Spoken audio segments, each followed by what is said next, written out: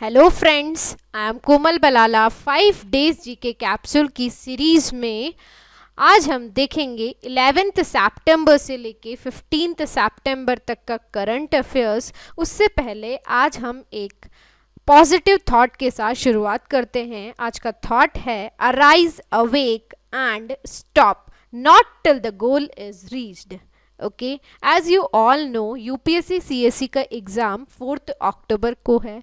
सो अब only 15 days are left. So last 15 days में आपको कुछ भी नया नहीं पढ़ना है। जो कुछ भी आपने पहले पढ़ा है उसी का आप revise, re revise and revision करिए। Okay, so guys be positive, be focused. Okay, let's begin. 5 star villagers scheme. देखो, ये जो स्कीम है ये बेसिकली पोस्ट डिपार्टमेंट की है, मतलब इंडिया पोस्ट की है।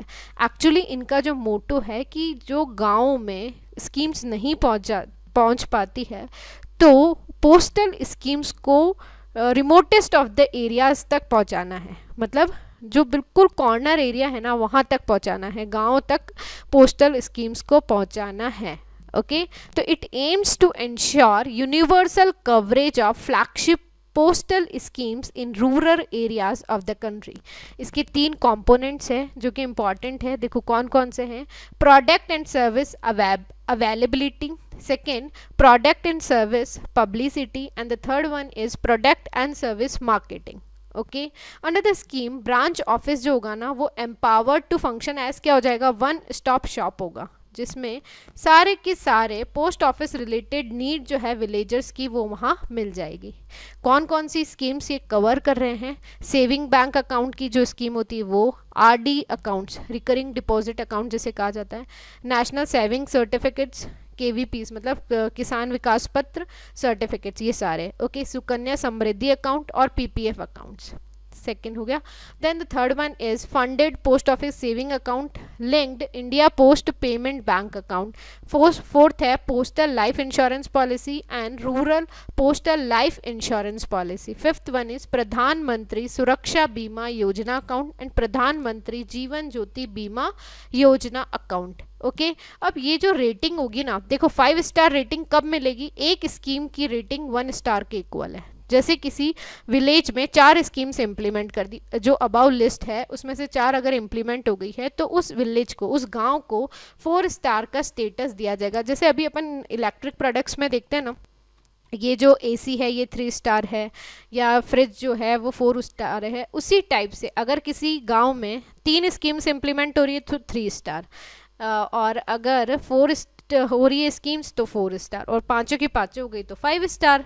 Okay, the scheme is being launch कहाँ पे, अभी सबसे पहले महाराष्ट्र में पायलट बेसिस पे लॉन्च की जा रही है। उसके एक्सपीरियंस के अकॉर्डिंगली फिर नेशन वाइड इसे इम्प्लीमेंट किया जाएगा। Okay, net present value. देखो क्या होता है कि जो फॉरेस्ट होता है ना, अगर फॉरेस्ट को अपन नॉन फॉरेस्ट पर्पस से यूज़ करते हैं तो उसकी प्रेजेंट वैल्यू तो अपन को देनी ही पड़ेगी, क्योंकि देखो फॉरेस्ट भी एक अपने आप में बहुत बड़ी इकोनॉमिक वैल्यू रखते हैं। ठीक है, क्योंकि माइनर फॉरेस्ट प्रोड्यूस निकलते हैं, बहुत सारी चीज़ें उसमें से होती हैं। तो नेट प्रेजेंट वैल्यू वो अमाउंट है, मतलब वो मॉनेटरी अप्रॉक्सीमेशन है जो कि पीस ऑफ फॉरेस्ट रेंट जो अपन ने रेज किया था उसके बराबर है। ओके, इसको क्या है, एक फॉर्मूला को यूज करके कैलकुलेट किया जाता है। This is on the basis of the services and ecological value. There are prescribe formula for calculating this amount. उस किस पे डिपेंड करेगा, देखो फॉरेस्ट की लोकेशन क्या है, नेचर क्या है कि वहाँ पे कौन सी स्पीशीज है, उसके अकॉर्डिंगली, प्लस द इंडस्ट्रियल जो एंटरप्राइज जो उस फॉरेस्ट पे लगेगी उसका टाइप क्या है। ठीक है, तो सुप्रीम कोर्ट ने मैंडेट किया है कि अगर वो जो भी इंडस्ट्री लगा रहा है, this must be paid by those who use forest land for non forestry purpose. अब जो फंड आएगा उसे मैनेज करेगी, उसके लिए कंपा करके बॉडी बनाई गई है जो कि सेंट्रल बॉडी है। क्या नाम है, compensatory afforestation management and planning authority. फिर वो क्या करेगी, उस पैसे को अफॉरेस्ट्रेशन और रिफॉरेस्ट्रेशन में लगाएगी। Okay, the Honorable Supreme Court in July 2009 issued order that there will be a CAMPA as National Advisory Council, किसके अंदर, union minister of environment and forest के अंडर। सॉरी मिनिस्ट्री के अंदर, ठीक है, for monitoring, technical assistant and evaluation of compensatory afforestation activities. अब forest advisory committee क्या है? बेसिकली क्या है, फॉरेस्ट एडवाइजरी कमेटी है ministry of environment, forest and climate change की, जिसे कॉन्स्टिट्यूट की गई है अंडर फॉरेस्ट कंजर्वेशन एक्ट 1980। इसमें दोनों मेंबर्स होते हैं, ऑफिशियल भी होते हैं और अनऑफिशियल मेंबर्स भी होते हैं। The director general of forest जो होता है वो उसका चेयरमैन होता है। FAC जो है बेसिकली अपेक्स बॉडी है, task with adjudicating request by the industry to raise forest land for commercial use. Okay, ये इसकी क्या हो गई, एक अपेक्स बॉडी हो गई। Okay, acquisition and cross servicing agreement किसके बीच में साइन हुआ है? इंडिया एंड जापान के बीच में। बेसिकली एक लॉजिस्टिक एग्रीमेंट है जो अलाउ करता है आर्म्ड फोर्सेस दोनों साइड के to coordinate closely in services and appliances. India ने ऐसे सिमिलर एग्रीमेंट किस किस के साथ साइन कर रखे हैं? इंपॉर्टेंट है, USA, Australia, France, Oman and Singapore. Okay, it is aimed at greater maritime cooperation and can upgrade India Japan naval exercises as both countries are expected to share maritime facilities for mutual benefit. Okay अब देखो कौन कौन सी services है इसमें। Bilateral training activities है, United Nation peace keeping operation है, humanitarian international relief and other mutually agreed activities, supply and services जैसे food, water, transportation, airlift, petroleum, clothing, communication and medical services. Okay, it will remain, ये 10 साल के लिए रहती है और ऑटोमेटिकली 10 साल के लिए एक्सटेंड हो जाती है कि जब तक कि एक पार्टी उसको छोड़ने के लिए डिसाइड ना कर ले। Okay,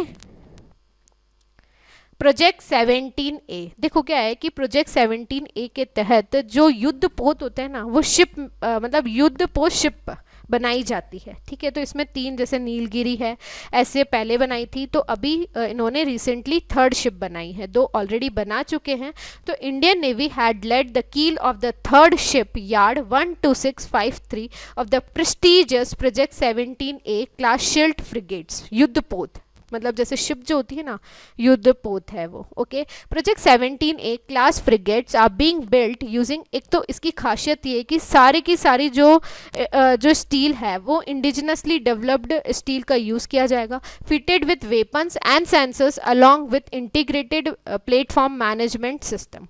Okay, construction of Project 17A ships differ in the very concept of warship building by way of adoption of the modern technology का यूज़ किया जाता है, जिसमें क्या होता है कि ब्लॉक्स जो होते हैं वो pre outfitted before joining to reduce the build period of warships. Okay, climate smart cities assessment framework 2.0 देखो किसने लॉन्च किया है? Union minister for housing and urban affairs. किसके साथ? इसी के साथ एक और चैलेंज भी इन्होंने लॉन्च किया है, उसका नाम है streets for people challenge. The objective of CAF is to provide a clear roadmap for cities towards combating climate change while planning and implementing their actions including investment। मतलब अपन को जो environment friendly investment करना है, okay, कोई climate को नुकसान ना हो उस टाइप से इको फ्रेंडली एक तरीके से इन्वेस्टमेंट करना है। Okay, to inculcate a climate sensitive approach to urban planning and development in India। इसमें 28 indicators है 5 कैटेगरी के अंदर। कौन कौन सी है देखो? Energy and green buildings, urban planning, green cover and biodiversity, mobility and air quality, and the 5th one is water management and waste management. Okay, the climate centre for cities under national institute of urban affairs is supporting ministry of Housing and Urban Affairs in implementation of CAF।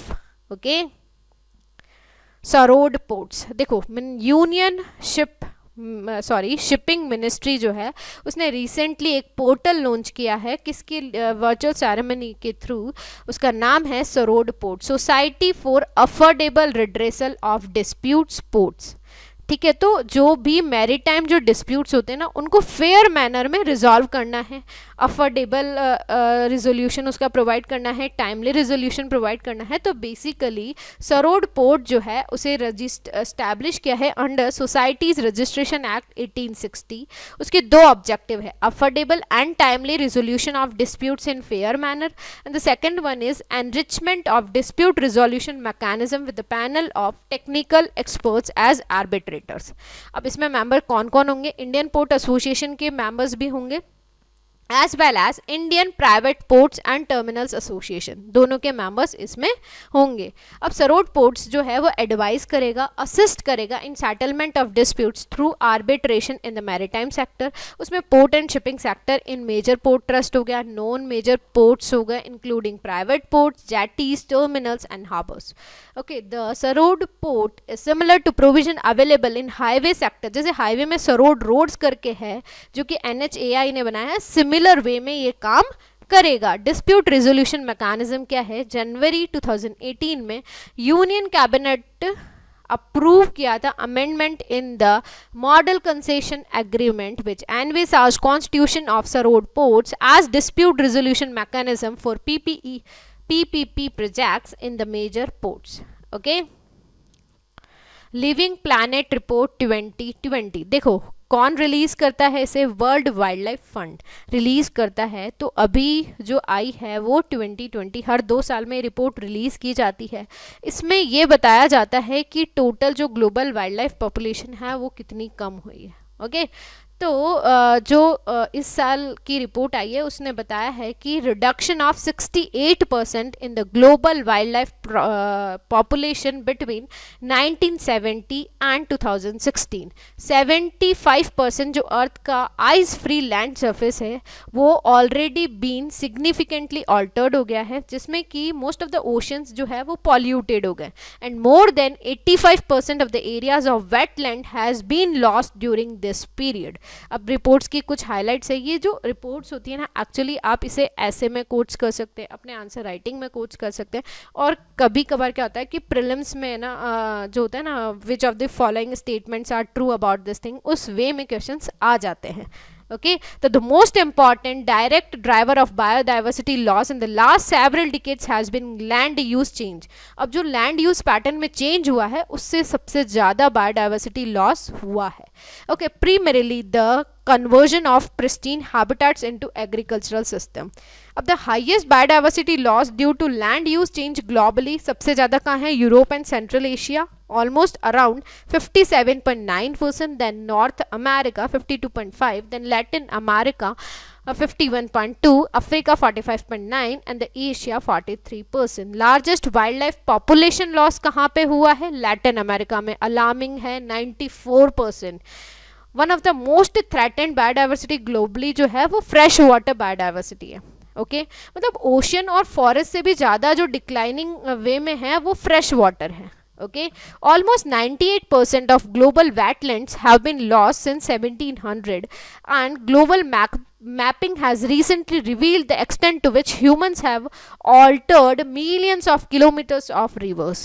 Okay, India, a mega diverse country with over 45,000 species of plants in only 2.4% of the world's land area, has already lost 6 plant species to extinction according to the IUCN Red List.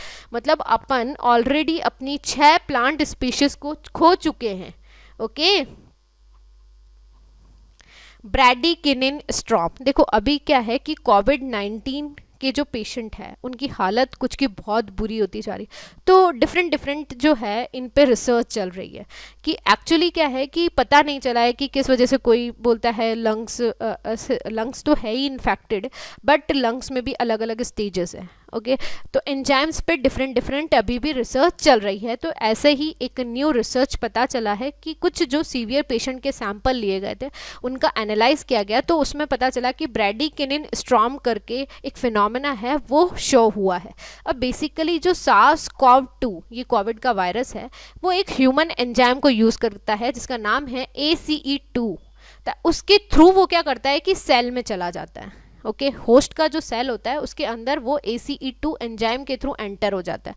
अब ACE2 जो है basically क्या करता है कि human body का blood pressure कम कर देता है, और वो जो अनदर एंजाइम है जिसका नाम है ACE उसके अगेंस्ट काम करना स्टार्ट कर देता है। तो वायरस जो है ACE के लेवल को कम कर देता है। ओके जो कि क्या the virus causes the level of ACE to fall in the lungs and consequently pushes of the, तो मतलब उल्टा हो जाता है, ACE2 तो बढ़ता जाता है और ACE जो है वो कम होता जाता है। तो इस वजह से ये क्या एक चेन रिएक्शन चलती है। ओके तो अब ये जो चेन रिएक्शन है तो इससे क्या होगा कि जो मॉलिक्यूल है जिसका नाम है ब्रैडिकिनिन वो बढ़ जाता है और उसी को ब्रैडिकिनिन स्ट्रॉम कहते हैं। तो ब्रैडिकिनिन एक कंपाउंड है जो कि पेन सेंसेशन से रिलेटेड है और बेसिकली ब्लड प्रेशर को कम कर देता है। अब ब्रैडिकिनिन स्ट्रॉम जो है वो ब्लड वेसल्स को क्या करेगा, बढ़ा देगा और उन्हें लीकी बना देगा, मतलब लीकेज हो जाता है। उससे क्या होता है कि जो आसपास का जो टिश्यू होता है वो फूल जाता है या स्वेलिंग आ जाती है उसमें।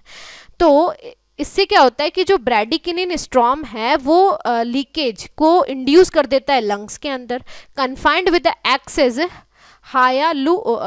हियालुरोनिक एसिड, ठीक है, would likely result in a jello like substance that prevents oxygen uptake and carbon dioxide in the lungs of severely affected कोविड-19 patient.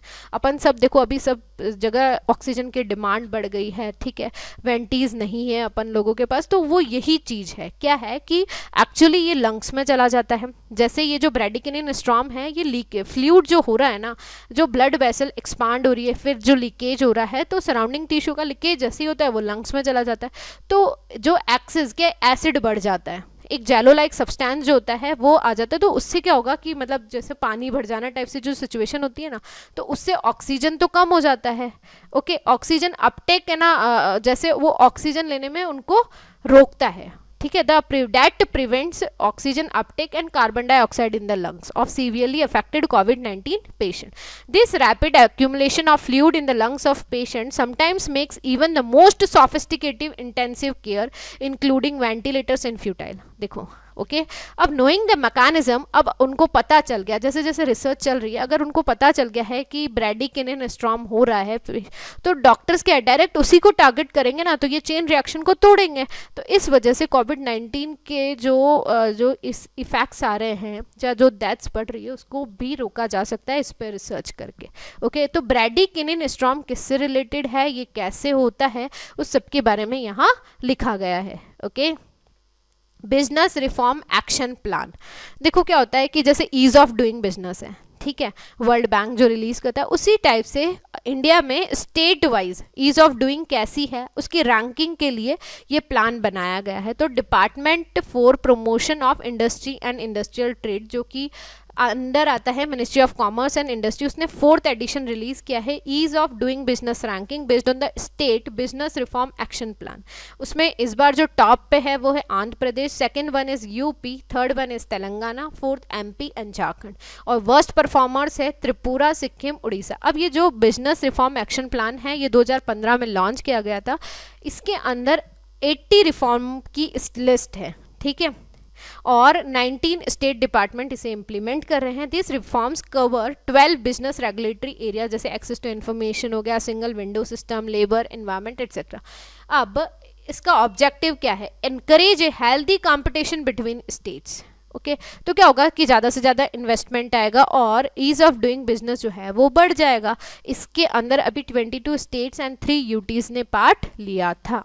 Okay data empowerment and protection architecture, DEPA, एक नीति आयोग ने एक draft release किया है, data empowerment and protection architecture to promote greater user control on data sharing. अब इसे implement कौन कौन कर रहा है, RBI, SEBI, IRDAI, PFRDA and ministry of finance, इन सबके पास सबसे ज़्यादा डेटा है। DEPA will be empowering individuals with control over their personal data by operationalizing a regulatory, institutional and technology designed for securing data sharing। देखो अपन सब देखते हैं ना कि डेटा शेयरिंग के बहुत इश्यूज चलते हैं, अपना डेटा किसी और के पास चला जाता है तो उसी को सिक्योर बनाया जा रहा है। Okay it is design as an evolvable an agile framework for good data governance. It empowers people to seamlessly and securely access their data and share it with third party institutions. मतलब अपन क्या कर रहे हैं, data sharing को है जो secure बना रहे हैं. अगर जैसे मुझे PFRDA से शेयर करना है तो सिर्फ उसी के पास जाएगा और मेरी परमिशन के थ्रू, ठीक है, बाकी नहीं जाएगा. The consent given under DEPA will be free, inform, specific, clear and revocable. Okay.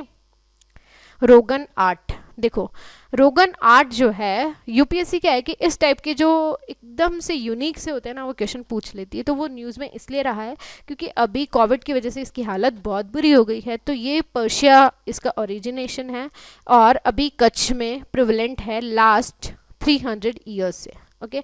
This rare craft is practised by केवल एक अकेली मुस्लिम फैमिली है, Khatri of Nirona village, Gujarat. Okay. Rogan जो है बेसिकली एक टेक्सटाइल पेंटिंग है जिसमें रिच ब्राइटली कलर्ड पेंट जो कैस्टर ऑयल से बनाया जाता है और नेचुरल कलर्स को यूज़ करके उसको यूज़ करके पेंटिंग की जाती है, जिसके अंदर geometric flowers, peacocks, tree of life, ये history and folk culture of Kutch region, ये सब बनाया जाता है. Tree of life design is the most famous design in Rogan paintings. Okay. Kra canal. देखो इसे थाई कैनल भी कहा जाता है. Refers to proposal for a canal that would connect, देखो किसको कनेक्ट कर रही है, गल्फ ऑफ थाईलैंड को अंडमान सी के साथ. Okay. Across the Kra isthmus in southern Thailand.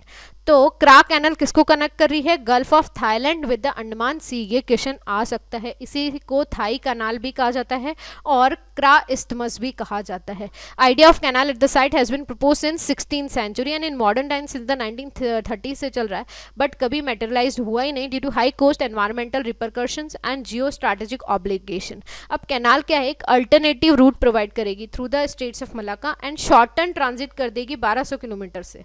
किसके बीच में, मतलब डायरेक्टली जो शिपमेंट है वो चाइना और जापान को जाएगा फ्रॉम वेस्ट एशिया, मतलब 1200 किलोमीटर का फायदा हो जाएगा. It is thus envisaged that such a canal would improve transportation in the region, similar जैसे कि पैनामा कैनल और स्विस कैनल से जो फायदा हुआ था ना, उसी टाइप से क्रा कैनल से भी फायदा होगा. Global economic freedom index 2020. देखो इस बार जो इंडिया की रैंक है वो 26 पॉइंट नीचे आ गई है.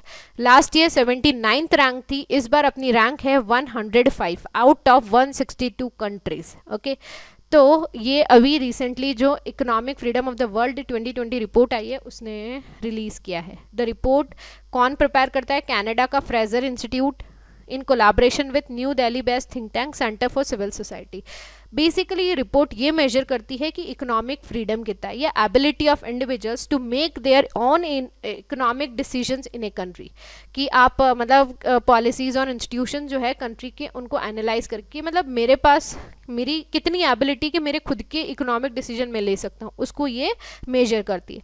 It does so by looking at indicators like regulation, freedom to trade internationally, size of government, property rights कितना है, गवर्नमेंट स्पेंडिंग कितनी है, टैक्सेशन कितना है. In India the report was co-published by Delhi based Center for Civil Society. 2020 की report में ये बताया कि इंडिया ने सबसे बेकार किस में परफॉर्म किया, साइज ऑफ गवर्नमेंट में, रेगुलेशन में and freedom to trade internationally. China की रैंक इंडिया से भी बुरी है, 124th है. ओके. इंडिया की कितनी है, 105 और चाइना की 124. The ranking is based on 2018 का डेटा इन्होंने यूज़ किया है. Newer restrictions on international trade, tightening of the credit market due to NPAs and impact of कोविड-19 on debt and deficits they are not reflected in India's score. मतलब अभी की जो situation है वो तो उस पर रिफ्लेक्ट ही नहीं की है क्योंकि अभी ज़्यादा रिस्ट्रिक्शंस हो गई है, आत्मनिर्भर भारत और ये सारी, और कोविड से जो इम्पैक्ट पड़ा है वो सब तो इन्होंने बिल्कुल रिफ्लेक्ट किया ही नहीं है. हांगकॉन्ग एंड सिंगापुर जो है वो टॉप 2 पोजीशंस पे हैं. ओके. सो गाइज, अगर आपको ये वीडियो पसंद आए तो जल्दी से लाइक करिए, शेयर करिए and subscribe to the channel. Be safe, be positive, be focused. Okay.